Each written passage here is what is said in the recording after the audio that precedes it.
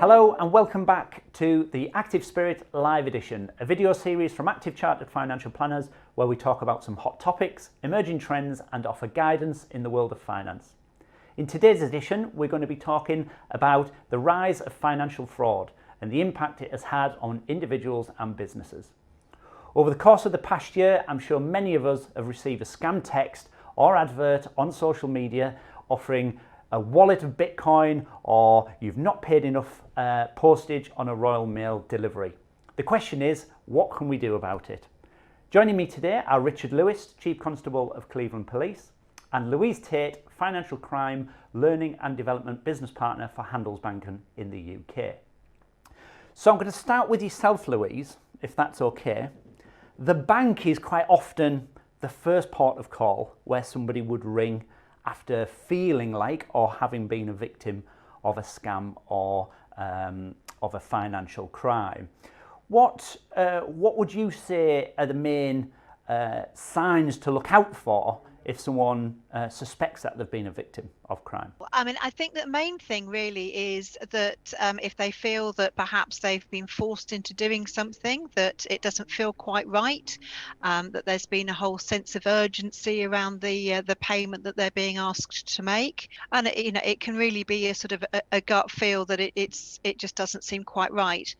What fraudsters will want to do is that they will play on perhaps a sense of urgency, that they will use psychology to get you to make a payment, and then quite often then it's sort of you stand back, you take a moment, you think that's not quite right, and so obviously if you do think that you've been a victim of fraud, speak to your bank straight away, because the quicker that you speak to your bank, then the more quickly that they can act, and we can try and stop money if it has gone out. Thanks, Louise. And if we could ask Richard a question in terms of what would you want Richard or the police to do with regards to financial crime, to hand it over to Richard, Louise, what would you say we need to ask? I think it's a matter of kind of it's working with to try and find out what the latest scams and things like that are,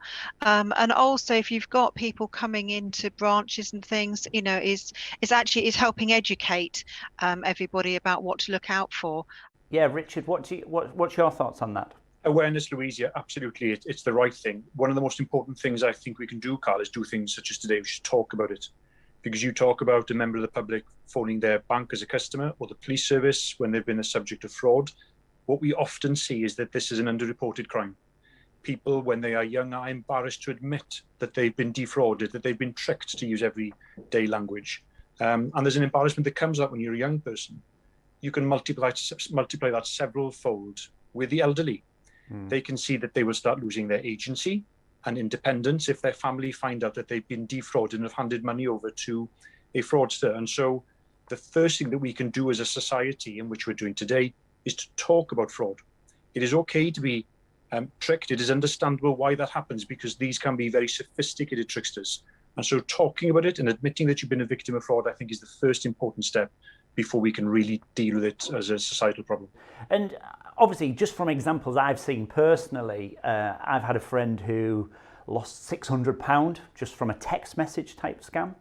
And then there was an example actually that I'm aware of, but then it was also on TV with Martin Lewis a few weeks ago, where somebody has potentially lost £60,000 by sending money in what ultimately became a fraudulent investment scheme. So the scale can be massive, can't it? And you're talking big numbers, Richard. Where do you think these things tend to originate? Are they local? Are they national? Or are they more on an international scale? Where are you finding that they come from? All three of those things. We're seeing fraud happen on an international scale. They do not respect the borders between police services, and why would they?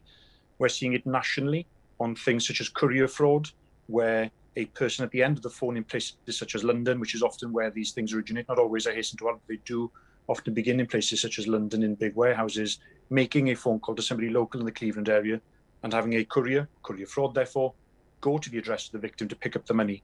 So it's a mixture of all three of those things. And the challenge that face us as the police service and the banks, I think, is to make sure that we can make the links between those different geographic areas.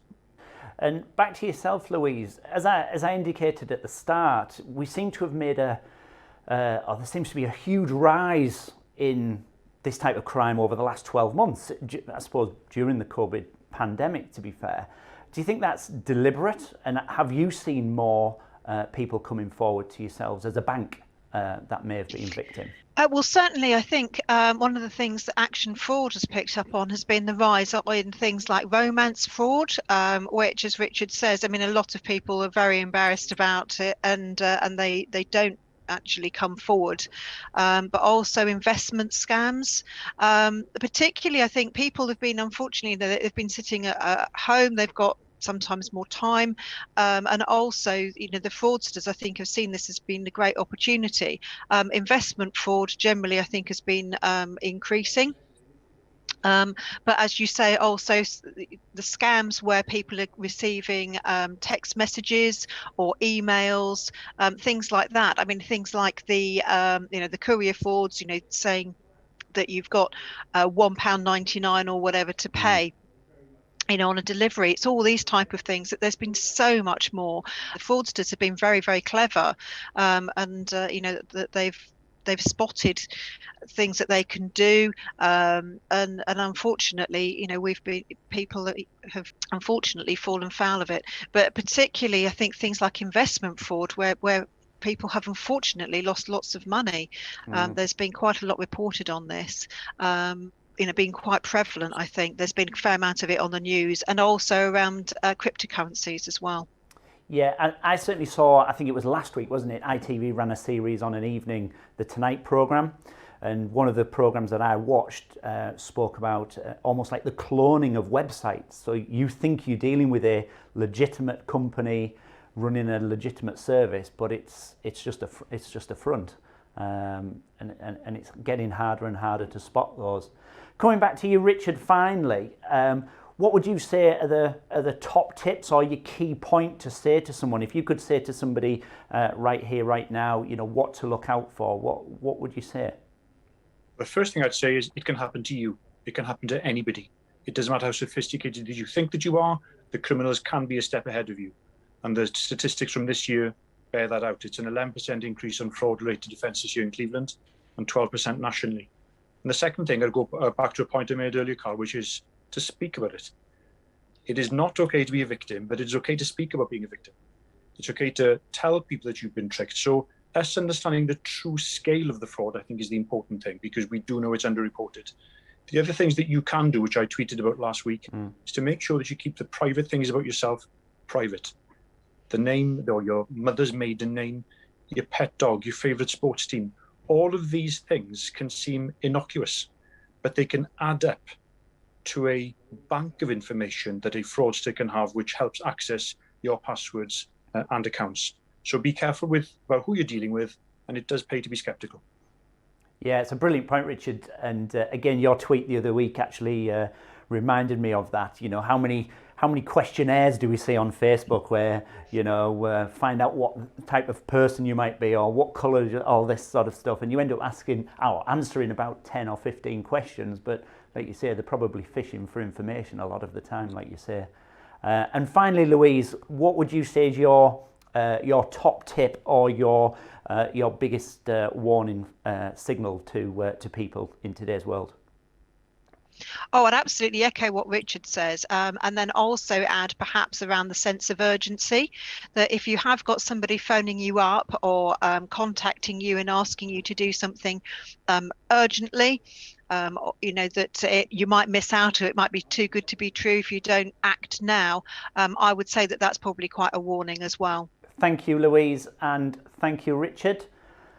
Hopefully this short episode of the Active Spirit Live Edition has provided you with some useful insights into how we can all be more vigilant with the threat of financial scams and fraud. My advice, whenever you're considering making a financial investment, however trustworthy it may seem, always make sure you speak to a professional advisor like your accountant or your financial advisor for the benefit of their knowledge and experience. Thank you for joining us in this episode, and thanks to my guests Richard Lewis and Louise Tate. Please join us next time. Hello and welcome back to the Active Spirit Live Edition, a video series from Active Chartered Financial Planners where we talk about some hot topics, emerging trends and offer guidance in the world of finance. In today's edition, we're going to be discussing the importance of being chartered. Now, several professions have chartered status associated with them, and today I'm going to be speaking to two experts to find out more about what the term means and what it means for the consumer. Joining me today are Ian Simons, and Ian is the Customer Director at the Chartered Insurance Institute, and my colleague Paul Gibson, Director and Chartered Financial Planner with myself at Active Chartered Financial Planners. So I'll come to you first, Ian, if you don't mind. What do you say chartered means for both individuals and firms? Thanks very much.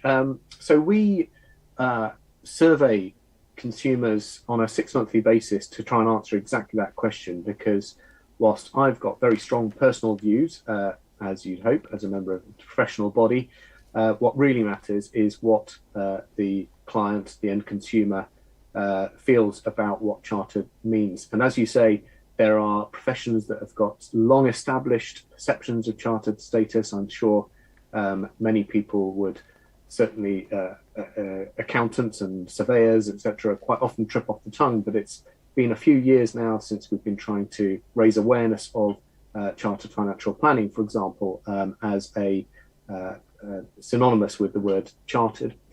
So when we asked consumers what they believe chartered meant within the personal finance sphere, the top 3 answers they gave are that it means that they've completed professional qualifications, that they're a member of a professional body, and that they abide by a code of ethics. They also recognised that their technical knowledge is up to date and that they've got several years of experience in their area of expertise behind them. And that's mostly when they talk about what an individual would mean. When we ask why they would choose a chartered firm, the most common reason they give are that they see an accreditation with a professional body, closely followed by the importance of an ethical code of conduct and the commitment to good practice and good consumer outcomes. So there's a good understanding out there. I think there's room for improvement, room for improved clarity, but there's definitely a perception that focus on good customer outcomes and expertise and a code of ethics is core to what consumers believe they get when they choose chartered. So Ian, you've mentioned about chartered status there, and is there any evidence to prove that clients and consumers actually appreciate it and value it? Absolutely. In fact, 81% of consumers that we surveyed said that where they'd used a chartered individual in the past, they'd be more likely to use a chartered firm in the future. Thanks, Ian. And on to Paul. Obviously, it is a status that's only held by a small proportion of not only individuals but firms as well. And we know firsthand how hard it is to actually achieve that chartered status. What would you say the biggest benefit of being chartered is to a client? Well, as you said, Carl, we're massive believers in self-development here at Active. And to quote a few things, we always want to be the best version of what we can be, and we never stop learning. And you and I have invested heavily in the staff over the last 10 years. And as Ian said, like many other professionals, our client relationships are built mainly around trust. Without that trust, it is a service we're offering. We're not selling a product. We're giving advice. And chartered status for me and for our staff is that commitment to show that we're going above and beyond those minimum standards. We're given that commitment to ethical behaviours. It enhances knowledge hugely, and that obviously gives confidence to both, not just the advisor, but also the client as well. And we hope that all of this should just result in better client outcomes, better advice. Thanks, Paul. And back to you, Ian, in terms of those numbers, do you know roughly how many chartered financial planners there are in the marketplace in today's world, and then how many chartered firms? Yeah, there are around 23,000 individual chartered members of the Chartered Insurance Institute. A lot of those are on the general insurance side. I ought to remember, but I can't remember off the top of my head exactly what proportion of those are financial planners, but a good proportion of those. And there are around 900 chartered firms. Actually, the majority of those are financial planning firms. Fantastic. And I think obviously a core around the chartered status is to give better quality advice. That's obviously a driver behind it. And would you say as an institute, have you seen that actually go through to the bottom line, let's say, in terms of firms that are offering that higher level of financial planning in terms of complaints and, you know, only the negative stuff that tends to appear in the media? Have we seen an increase in standards? It's hard to prove one way or another, and that's me being as objective as possible. I'd like to be able to say that's guaranteed, as we know there are different ways of analysing that, and we are looking for ways to evidence the objective differences. I mean, fundamentally, in order to achieve chartered status as an individual, you need to have demonstrated, as was just said, going above and beyond, so achieving that advanced diploma level and having at least 5 years worth of sector expertise and being an ongoing member of the PFS or Chartered Insurance Institute. So those we do believe are strongly aligned to those positive customer outcomes because of the enhanced capability and ethical approach that those should enable people to have. Thanks, Ian. And back to you, Paul. You obviously head up the chartered status within Active. It's a huge part of our business plan and what we stand for. And it's probably fair to say that we have seen a significant benefit off the back of that in terms of clients that actually choose Active and come to us. But just to go a bit deeper, we've said what you need to be to become chartered, but it's all around that continuation, isn't it, about standards? And your role is very much around the support that you give to the advisors once they achieve that level. Yeah, that's right, Carl. Yeah. One of my key roles and responsibilities within Active is overseeing the personal development. And it's probably worth mentioning that, at the top end, that's the chartered status, but it starts right from the bottom in this firm. We do apprenticeship programs via the CII as well. So those just starting out in our industry, we embed that into the culture of the firm. We get them involved at a very early stage. And from the apprenticeship, they tend to progress on to the level 4 qualification, to become a financial advisor, and then ultimately to chartered status, and then the pinnacle of fellowship status, which is a mix of industry credits, a lot of exams, and backed up with that industry experience as well. So, yeah, it's something I'm very passionate about. You know, staff are working full time and they often need 100 hours plus study time to get through just a single exam. And chartered status will often involve a pathway. There's a lot of specialist exams when you look to become chartered. So I can help staff plan for those, plan for that pathway due to the whole range that they can go through. And really just mentor and coach them through it. Just be somebody that's in-house that can help them if they're struggling. And I've sat them all, so I've got the experience, and it's just trying to get people through when they may just be struggling. Thanks, Paul. So in summary, it is a case of, if that's the benchmark of where you need to be a financial advisor, go above and beyond, but not only to do that as a once-off, but it's actually maintaining that moving forward in the hope that better outcomes are actually delivered for clients and a better standard of advice is actually given. Absolutely. Yeah, that's exactly what we stand for. Fantastic. Well, thank you, Paul, and thank you, Ian. That's been great, and thank you very much for joining me. So there you have it. Hopefully, this short episode of the Active Spirit Live Edition has provided a useful insight into what it means to be chartered. When you're considering which professional service provider to use or which one is right for you, using tools like a chartered status can be a useful indicator of experience and technical competence. Thank you again for joining us on this episode. And thanks again to my guests, Ian Simons and Paul Gibson. Do join us next time.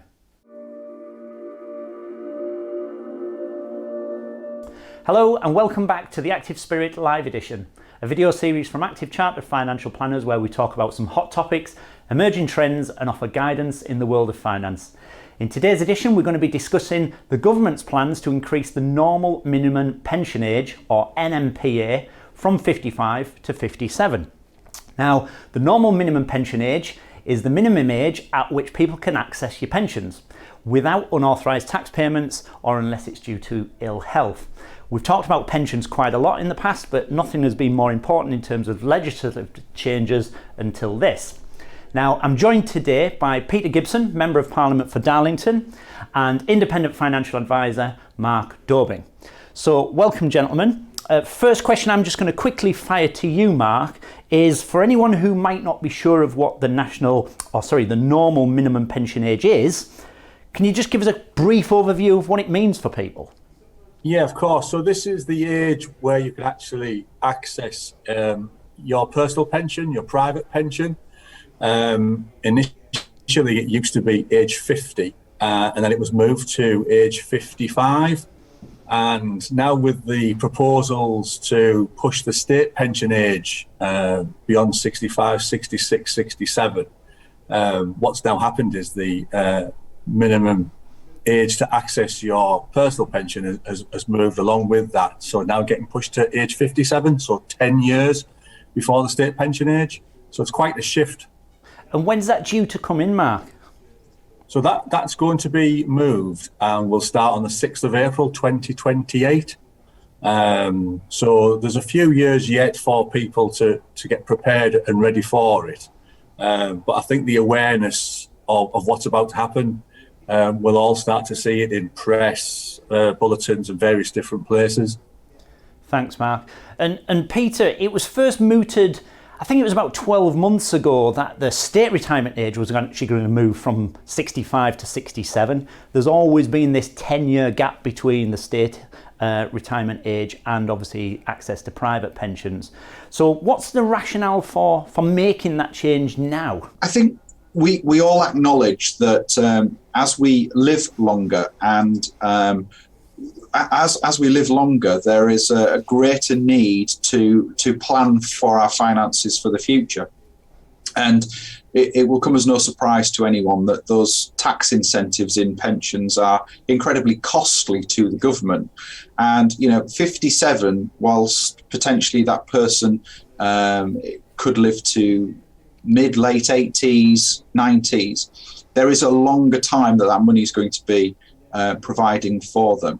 And so you talk about the 10-year gap, the state pension age has increased.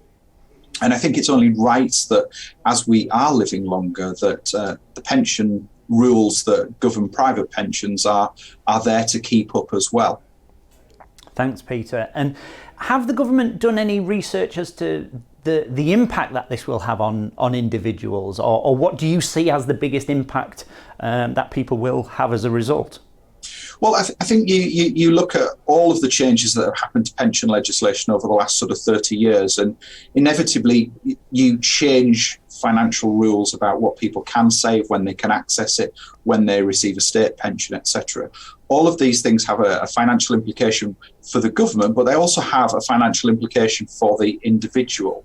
So I think it's really important that when changes are announced and planned, that there is sufficient information given out to the public so that they can plan appropriately. And I guess that's where you guys come in, that your customers, the people that you're advising who've got investments with you, who are looking forward to their pensions, they can make plans and provisions as to when they're planning to stop work, when they're planning to maybe discharge their mortgage, maybe plan for the future. So this provision is not coming in, as you say, until 2028. So we've got a sufficient period of time for people to be able to plan and prepare for that. I think there's always an expectation, isn't there, that the rules that were there for pensions 30 years ago are the rules that we would hope and expect to be in place at the time that we retire. And life isn't like that. Rules have changed, the economy's changed, we're living longer, longer with better health. And all of these factors need to be brought up to date with legislation, and that's where that increase to the age of 57 is going to come in. Thanks, Peter. You're right in what you say. Pension rules have changed numerous times. Mark, we've been in the industry, certainly myself been in the industry about 25 years and you slightly longer. The pension rules have changed so many times over that period, and we've constantly got to advise our clients to adjust their plans accordingly.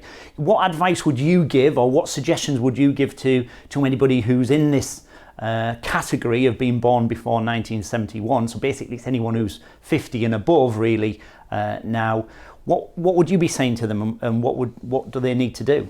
For those born before 1971, I think first and foremost we need to make them aware of the changes that came in 2015 with pensions freedom.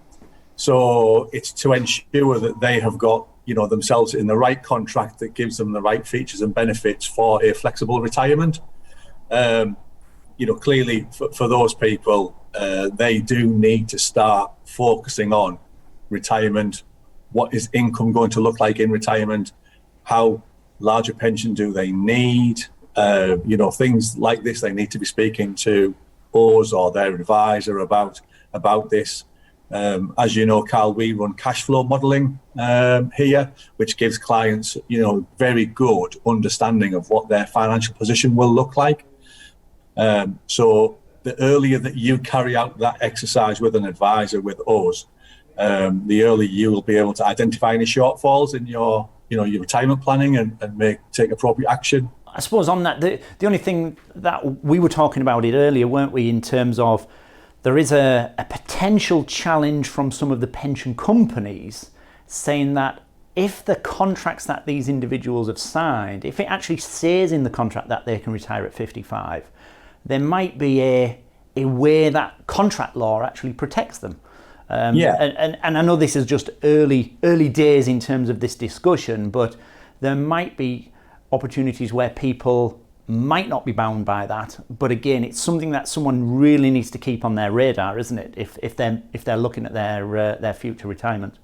Yeah, absolutely. And I think the most important part of that is just make sure you don't make any rash decisions, because if you do come out of a contract that actually did have a retirement age of 55 and going to a modern contract that doesn't, you will lose that ability to do that if that flexibility is there with that contract written to age 55.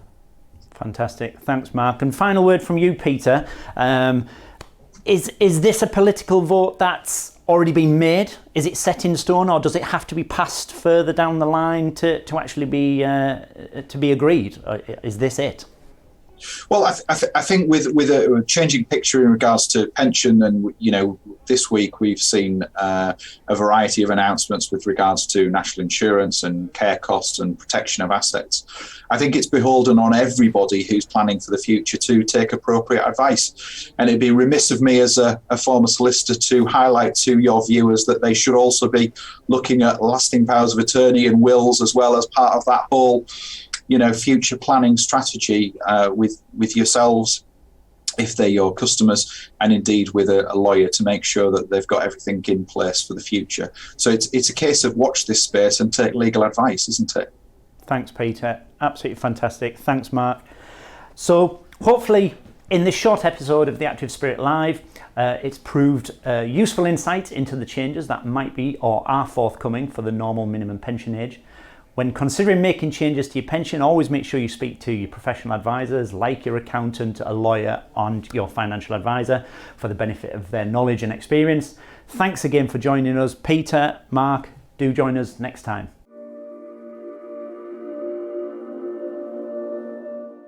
Hello and welcome back to the Active Spirit Live Edition, a video series from Active Chartered Financial Planners where we talk about some hot topics, emerging trends and offer guidance in the world of finance. In this special edition, we're going to be taking a look at what the Chancellor of the Exchequer, Rishi Sunak, announced during his spring statement and what it means for the businesses and wider community. Joining me today are Andy Preston, the Mayor of Middlesbrough, and Sharon Lane, Managing Director of Tees Components, a specialist manufacturer in East Cleveland. Together we will provide an insight into what the Chancellor has announced and how it can affect businesses, individuals, and of course what it means for our region. So I'll start with yourself first, Andy. What do you think of yesterday's announcements by the Chancellor?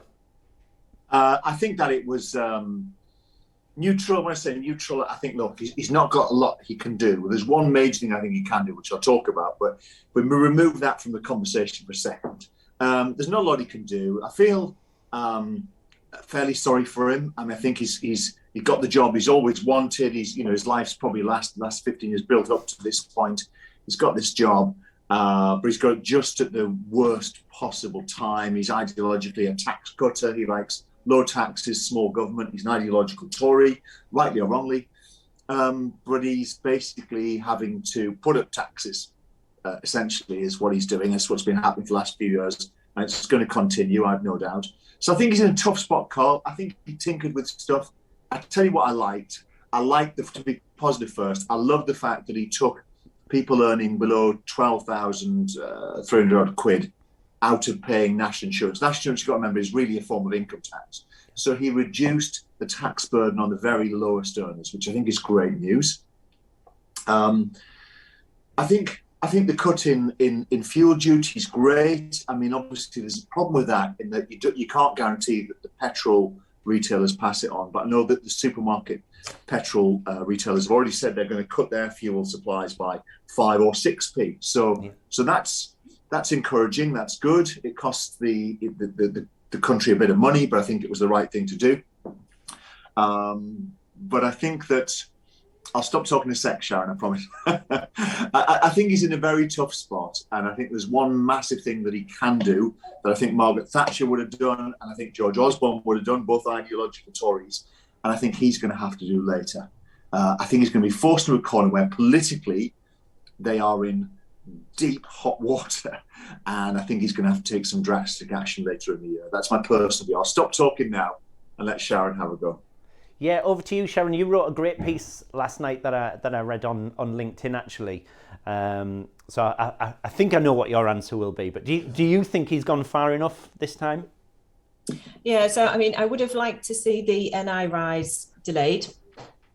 I think that, parts of his budget probably aren't what he thought they were going to be because of the way that things have... because of the additional tax that he's collecting in areas that he wasn't anticipating because of price increases. So I think he probably has room to do that. I agree with Andy that, changing the threshold is great. And I really appreciate that for lower earners. I think that's really important. But from an employment point of view, in reality, employers are going to end up paying the employer and the employee contributions that are increased because of the way the labour market is, because there's a skills shortage, not just in manufacturing, but in most sectors. And we have a really high wage inflation. So my worry really is that these higher wages, so we've got minimum wage increases as well, which obviously has that knock-on effect all the way through your salary structure. And ultimately, what it means is that we're more expensive to sell as a service in manufacturing, and it makes us less competitive in terms of our pricing when we export. And we're already seeing, because we've put price increases through ourselves, we're already seeing clients say, well, that's higher than I had budget for. I need to look into Eastern Europe to place this work. So the real worry for manufacturing, for UK PLC, for our GDP, is that actually this policy results in lower returns for the Exchequer and has opposite, the desired effect, because we can't get that international trade because we can't compete. Yeah, and it did mention a few things that are potentially coming. Obviously, employers' allowance up to 5,000, plans in the future, whether this happens to reform R&D, plans to cut tax rates for investment. And the one thing that it always gets me, and you'll be in the same camp to be fair, Sharon, is obviously retail, hospitality and leisure sectors still getting this 50% discount in business rates.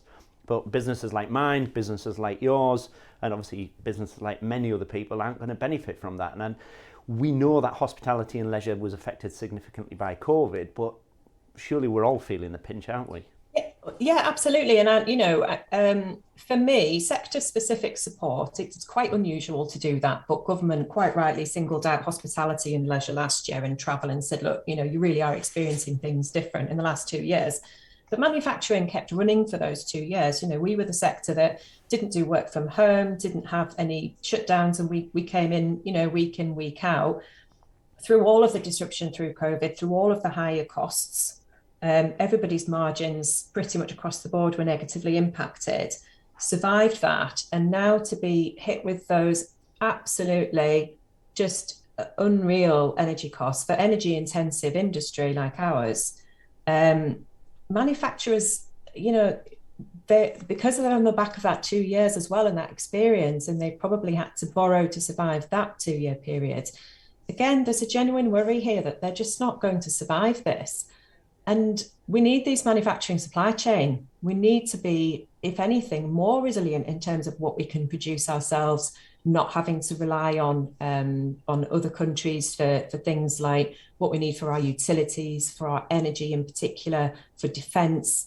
And it's really important that we protect that supply chain. There are good businesses closing, really good businesses. And for me, there was a real opportunity just to separate out manufacturing and say, look, we do need to do something with your energy prices. There are ways that he can do that. There are policy decisions which mean that we pay more for our energy in different levies and charges and taxes and things that he could have adjusted.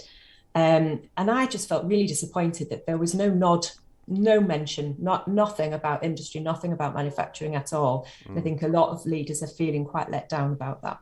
Yeah, especially at a time when corporation tax rates are going to be going up even more as well over the coming years, quite significantly. If we make any profit. Yeah, very true. Back to yourself, Andy. We talk about the cost of living crisis, and again, like you say, I think we're all appreciative of the rise in national insurance to that 12,500 threshold. A couple of other things that we're given, obviously the fuel duty cut.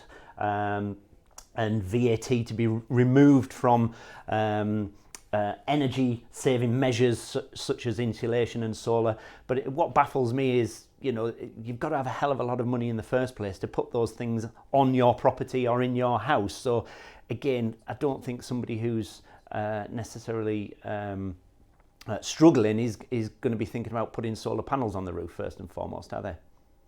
No, that's absolutely right. I think reducing the VAT on these things is just tinkering. I mean, I suppose it might help. There might be someone who's thinking about it and then it's a little bit cheaper. But as you say, quite rightly, by and large, the people that are doing that are earning decent money. They're affluent. And what's going to happen is, like in every financial crisis, it's going to touch everyone. But the people it will hit hardest and for longest will be the very poorest. And what we need to be doing is, and I say this as someone who I hope I can honestly say that I'm pragmatic. I am a centrist politically. I can understand some of the Tory ideology. I can understand some of Labour's ideology. What we need to do though is to protect the poorest and the economy generally, because what happens there ripples out, is push money to the very poorest households. And attempts have been made, there's the £150 or thereabouts that's going out to a lot of households. And that's great. But people are going to see people on amounts of money where they can literally just about pay their rent, put food on the table, and do the other things, that the essentials.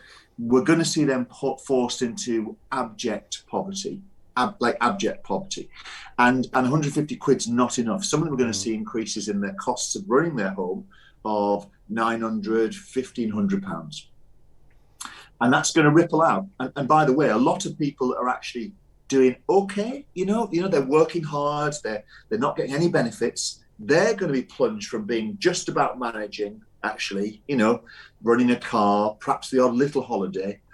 That £1,200 to £1,800 hit they're going to see in the next 12 months, that pushes them into possibility of needing to visit food banks. These people with, reasonable jobs. So we're heading to an extraordinary situation that will impact initially how much people spend in restaurants, whether they go to the football match, whether they go to the pub, which might sound quite trivial, but that affects jobs, it affects sentiment, and it ripples out across the whole economy. Now, I try and read a lot on this, and I have done. And I try and stay away from newspapers that always back one party. So, for example, the Daily Mirror will always attack the Tories, doesn't matter what they say. And similarly, the Guardian will always attack the Tories. Interesting, I found a great piece in the Financial Times, which tries to play it with the straight bat, works out what's best for the economy and society as a whole. And they've been saying that a windfall tax on the energy companies like BP, the first thing I want to say about BP is it's 90% owned by foreign organizations and foreign shareholders, right? So only 10% of its shareholders live in the UK.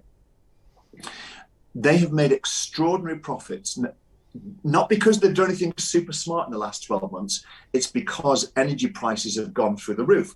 And they're going to make even more money next year and a huge amount the year after for the foreseeable future.